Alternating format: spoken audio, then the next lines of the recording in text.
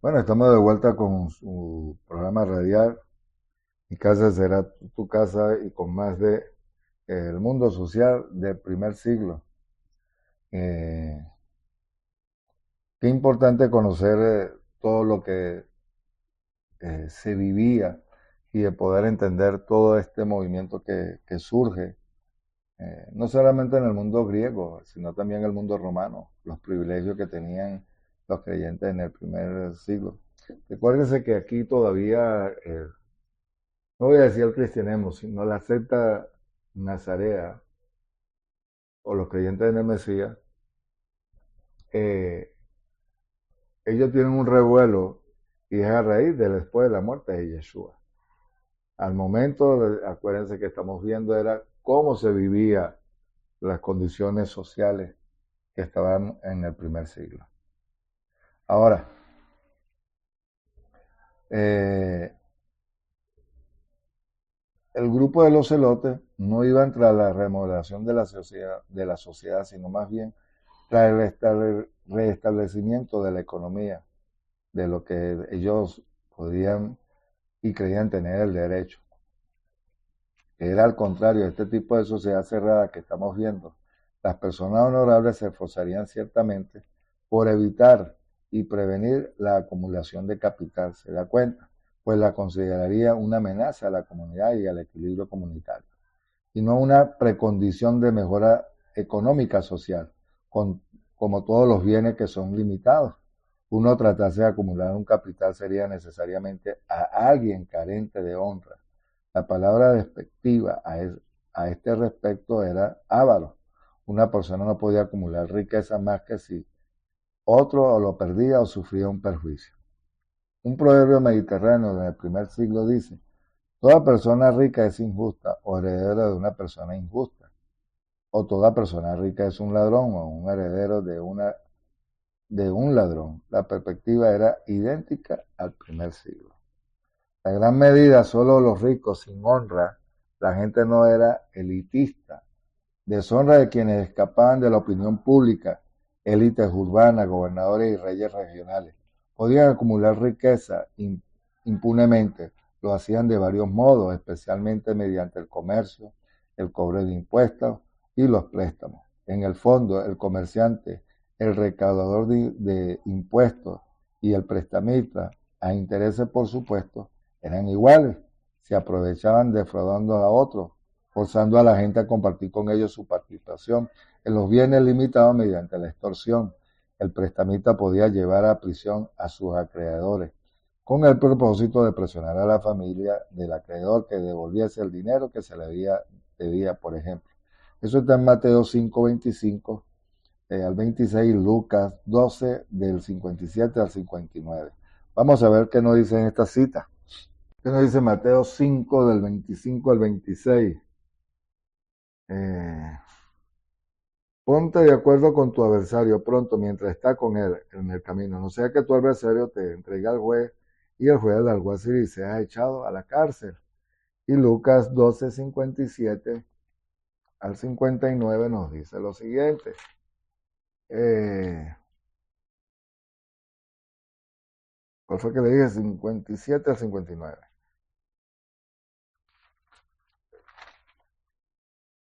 Porque no juzgáis vosotros mismos lo que es justo. Cuando vayas después con tu adversario ante un magistrado, esfuérzate para arreglar el asunto con él en el camino.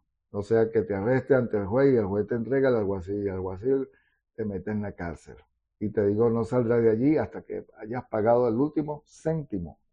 ¿Se da cuenta? Interesante, interesante todo esto. ¿Qué vemos? Durante el ministerio de Yeshua, los romanos recaudaban impuestos en Judea, mientras que Herodes lo hacía en Galilea. Sin embargo, había cobradores de impuestos como Leví, que cobraban impuestos indirectos parecidos a nuestros impuestos de bebidas alcohólicas, de tabaco, etcétera. Eso es otro tipo de impuestos, pues, pero era para la época, es lo que está diciendo.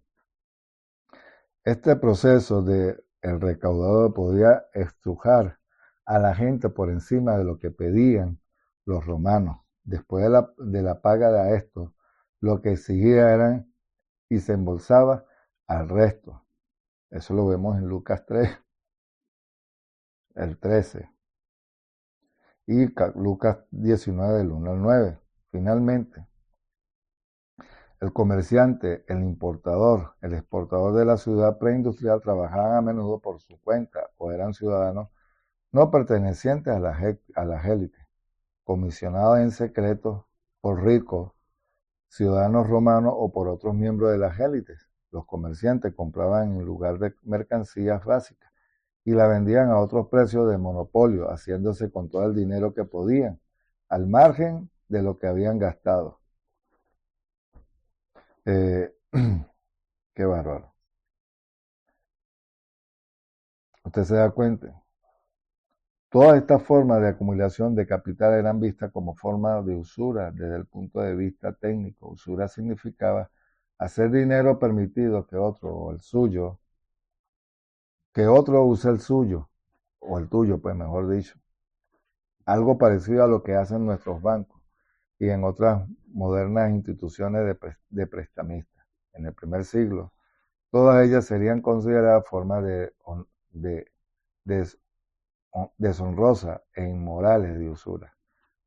Comerciar por parte significaba hacer dinero invirtiendo ciertos bienes, adquiriendo que el extranjero, con la esperanza y la certeza de venderlo en el propio país a un precio mucho mayor o alto. Lucas 19, del verso 12 al 27, tiene que ver con las 10 minas.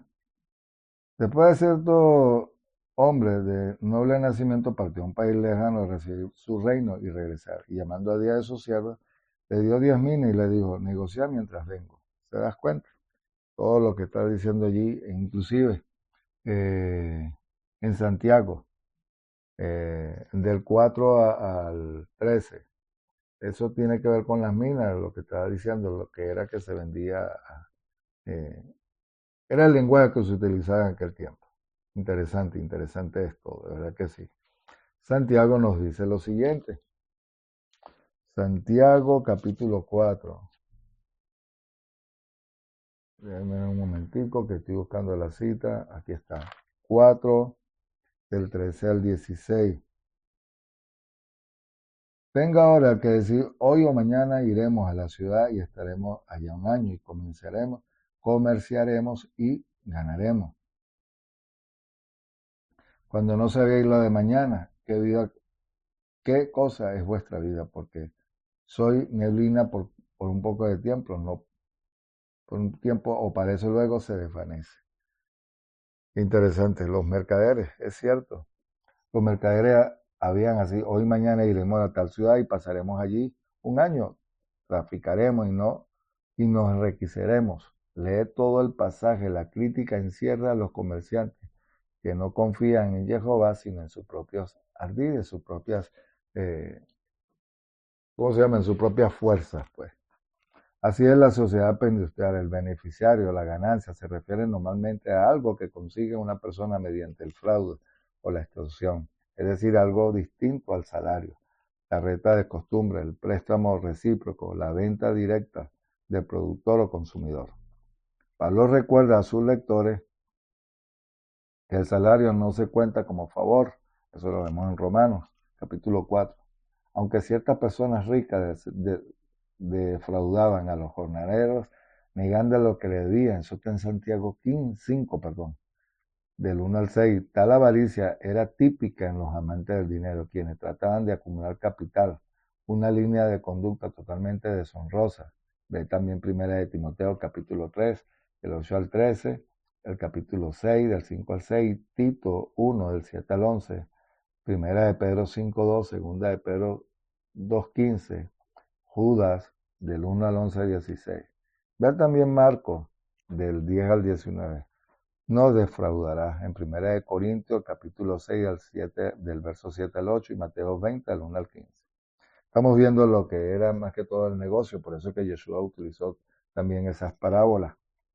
Ahora bien, el hombre honorable no desea ser tachado por avaro o por esta cerrada, o estaba cerrada para él la acumulación de capital, el beneficio. Este tipo es típico de una sociedad cerrada de bienes limitados. donde la gente está contenta con conservar su estatus. En tal sociedad, el dicho, pues siempre tenéis a los pobres con vosotros. ¿Se da cuenta? Marcos capítulo 14, verso 7, Mateo 26 al 11 y Juan 12, 8. Es un tópico cultural algo obvio para cualquier persona del Mediterráneo del primer siglo que supiese pensar que fuera razonable. Pero hay algo más que salta a la vista, quienes son los pobres en la sociedad de bienes limitados. La sociedad campesina pobre no designaba exactamente una categoría social, ni hacía referencia a la posición más baja de una serie de esas categorías. Ser pobre no era de modo alguno expresión de clase o de posición económica.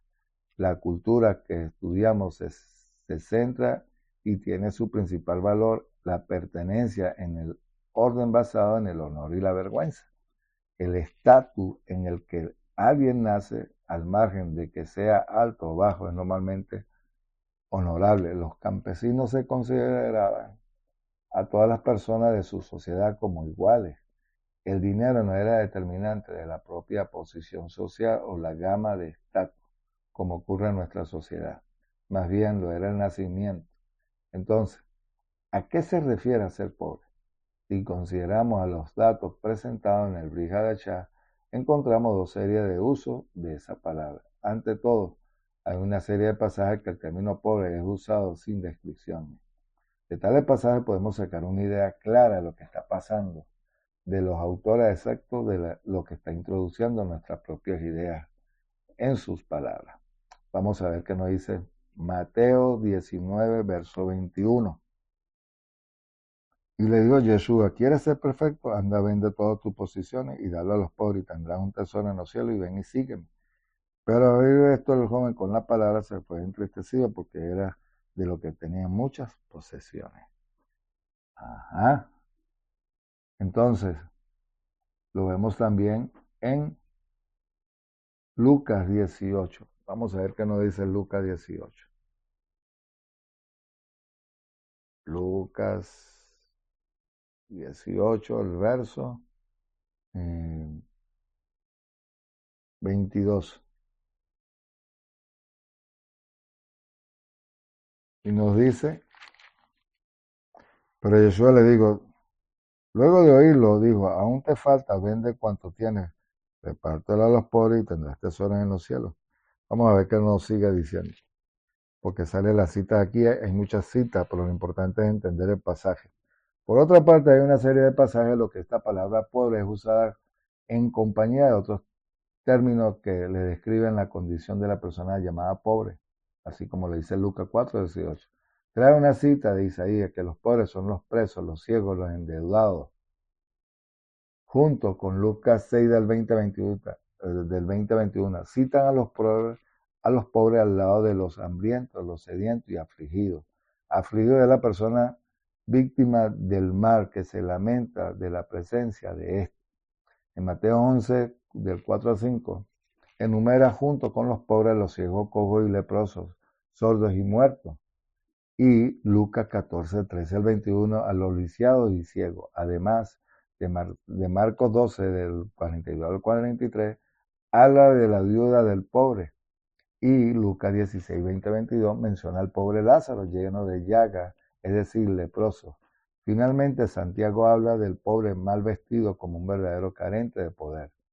En Apocalipsis, el capítulo 3, verso 17, considera a los pobres como los desdichados, dignos de compasión, ciegos, desnudos, algo parecido a lo que dice Mateo 25, el verso 34.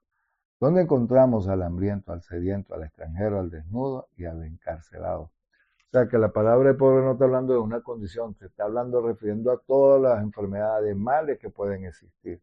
¿Se da cuenta? Ahora bien, si tomásemos todas las descripciones adyacentes del grupo y la agrupamos según lo que tienen en común, advertiríamos de que ser llamado pobre era el resultado de un desgraciado de cambio de fortuna de ciertas circunstancias desfavorables. Pobre parece ser quienes no pueden conservar un estatus heredado debido a los imponderables que le afectan a ellos y su familia, deuda, emigración, enfermedad, viudez de la esposa o del esposo, algún accidente físico personal. En consecuencia, el pobre no constituiría una posición social permanente, sino una especie de categoría de circunstancias que afectaban a la gente que desgraciadamente no podía conservar un estatus heredado. Así que los jornaleros, aparceros y mendigos nacidos en tales circunstancias y situaciones no eran personas pobres en la sociedad del siglo I. Pobre no sería casi toda la seguridad de una designación económica. Más aún, lo opuesto al rico no sería necesariamente el pobre, según el modelo a percibir la realidad de una sociedad de bienes limitados. La mayoría de la gente no era ni rica ni pobre, sino iguales, en el sentido de que cada cual tenía un estatus que conservar de cierta manera honorable. ¿Se da cuenta? ¡Wow! Tremendo, tremendo. La valoración personal no era económica, sino un asunto de linaje. En este contexto, rico y pobre hacen en realidad referencia al avaro y socialmente predestinado a la desgracia, así como términos que no caracterizan tanto de dos polos de la sociedad, cuando dos categorías minoritarias, una de ellas basada en la deshonra, lucha por aumentar su riqueza, la otra se basa en la incapacidad para conservar el propio estatus heredado a nivel que sea. ¿Se da cuenta? Qué tremendo. Otra enseñanza más. Y lo que envuelve a todo es, te está hablando de desgracia, de pobreza, enfermedad, ciego, y no conservar el estatus. Es decir, tu condición económica no te da el valor de lo que es el estatus heredado. Miren, a veces la gente, por lo menos aquí en Venezuela, cuando una persona o viene de una familia, digamos que su condición social son personas que vienen de padres de familias, vienen de una familia funcional para generalizarlo. Es mantener esa familia funcional. Y hay gente que piensa todo lo contrario, de acuerdo a lo que vivimos al estándar de hoy. Si tú tienes más, eres mejor persona. Y eso no es así. ¡Wow! ¡Qué tremendo lo que estamos viendo! Bien, vamos a seguir. Ahora, los bienes limitados y la casualidad personal. Vamos a verlo, a ver qué nos dice. Si las personas normales y corrientes del primer siglo tenían siempre, entre ellas, pobres marcados por el destino, también tenían siempre a ricos y a ávaros. Sino un pueblo o en el barrio de la ciudad, seguramente en algún otro sitio. Como hemos dicho anteriormente, la persona honorable buscaría un contrato patrón-cliente entre la gente de estatus superior, especialmente para hacerse con bienes de servicio de lo que se disponía normalmente en el pueblo o en la vecindad urbana. Cuando tenían que hacer frente a alguna crisis anormal, traerían de tratar diversos modos su fuente habitual de recursos, a ver cómo respondía. Esto se podía conseguir de manera mucho más fácil que en nuestra sociedad individualista, pues la gente del estatus más elevado eran también personalidades diádicas. También necesitaban vivir de acuerdo con la imagen de su ego, proporcionada por otros y sancionada por la opinión pública. Los clientes devolverían a sus patrones favores intangibles, como la alabanza pública, el interés por su reputación entre la gente perteneciente al estatus del cliente, informando a los patronos de las conspiraciones y maquinaciones de otros, en suma mejorando continuamente el buen nombre y el honor de sus patronos. En el sistema del siglo I, del primer siglo, altamente estratificado y consciente de la división de estatus, las élites ocupaban un puesto de injusticia, la clara desigualdad en las personas y el estatus social que podemos descubrir era considerada normal, útil y querida por Jehová. Después de todo, no podemos controlar a la familia en la que nacemos, su estatus, riqueza y prestigio. Todo esto lo heredamos en conformidad con el beneplácito del Creador. Ha de tener en cuenta también que la distinción social se convierte en discriminación solo cuando tu sociedad reclama la igualdad social de todas las personas. ¿Se da cuenta lo que le decía? La gente que viene de buenas familias, que son familias funcionales, pero ahí es donde está el dilema. No era la cantidad de dinero, era mantener el estatus. ¡Wow! Ahora, ha de tener en cuenta que también la distinción social se convierte en discriminación solo cuando tu sociedad reclama la igualdad social en todas las personas. Ninguna sociedad del primer siglo afirmó que nunca la igualdad legal de todos los varones, mucho menos de todas las personas. Eh, Se esperaba, pues, que la persona honorable del estatus alto, lo mismo que la persona del estatus inferior, viviese y tratase de vivir conforme a la imagen de la sociedad que le describía, ascribía, y esto implicaba la obligación de servir de patrón de los clientes en estratos sociales inferiores. Esta disposición posibilitaba a los miembros determinados del sistema cerrado a buscar a menudo y seguir el modo de acceder a otro sistema. Por ejemplo, el arrendatario al propietario de los terrenos, el artesano rural a alguien de la ciudad, y esos dos a algún administrativo local, al emperador, a los dioses o al dios del, del, del centurión en Cafarnaúm, que edificó una sinagoga a favor de nosotros. En Lucas 7.1, del verso 10, era un patrón de esa característica. La apelación de Pablo en Hechos 25 es un ejemplo de la búsqueda de la salvación que tenía a su disposición. Qué interesante vemos a Pablo. Wow, qué interesante ver todo esto cuando cobra sentido lo que los dichos de Yeshua, de los mismos discípulos, Pablo sobre todo, y que Pablo también hablaba de ellos. Miren, un ejemplo de la búsqueda de la salvación que tenía a su disposición un ciudadano romano desde la perspectiva de los bienes limitados, un individuo enfrentando a una crisis y habitual. Podríamos encontrar una solución recurriendo a los contactos, a la fuente de recursos situada fuera de su estrato o sistema social. Si la maniobra tenía éxito, podría brotar la envidia o alguno de sus iguales. Si bien tal éxito no era percibido como una amenaza directa para la estabilidad comunitaria, pues la comunidad nadie perdía nada. Sin embargo, el éxito de hacerse público y ser explicado a los demás, Pablo, lo vemos aquí, Pablo era un ciudadano romano y cuando lo están confrontando, gozaba de la dos nacionalidad, pero que su mensaje de Pablo era en contra de Roma, realmente. En otras palabras, lo que se necesita es explicación para prevenir la recriminación y las represalias comunitarias. Es el éxito conseguido entre los límites, entre propios sistemas cerrados y los sistemas adyacentes.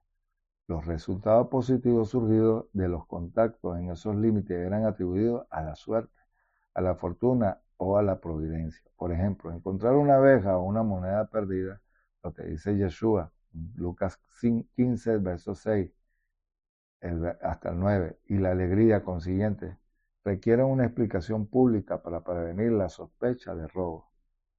Los hijos varones, un factor económico, en casi todas las escalas sociales del primer siglo, son normalmente atribuidos al Padre. Observa también la parábola del reino en Mateo 13, el verso 44. Tesoro en un campo, la perla, el 13:45 y 47:48, la red, barrería, el pez.